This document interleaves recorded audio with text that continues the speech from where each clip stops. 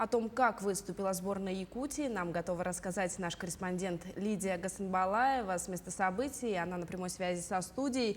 Лида, приветствую, тебе слово. Добрый день, Кристина. Вот буквально несколько минут назад завершился зрелищные и захватывающие схватки по масс-рейслингу. И ожидаемо к нашей радости якутские спортсмены, которые выходили сегодня на помост, везут домой медали всех достоинств. Напоминаю, что сегодня выступали тяжеловесы в категориях 70, 80 и свыше 80 килограмм.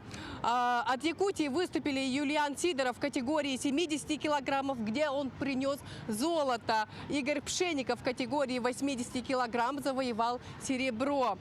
И в категории свыше 80 килограмм Айтал Антонов стал бронзовым призером. Отмечу, что соперники были сильными, потому что масс-рестлинг активно развивается по всему миру. И вот перед началом состязаний мы разговаривали с главным тренером Дмитрием Савиным. И давайте послушаем, что он нам рассказал.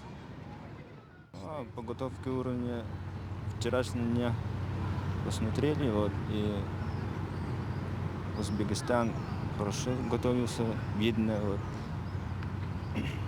И, я Узбекистан самый лучший соперник.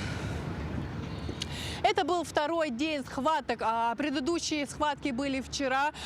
Все медали были разыграны, в том числе по Хапсагаю. На этом бенефис якутских национальных видов спорта на детях Азии заканчивается, но международные спортивные игры «Дети Азии» не заканчиваются. Обо всем самом интересном мы продолжим рассказывать в дальнейших эфирах. Кристина, у меня на этом все.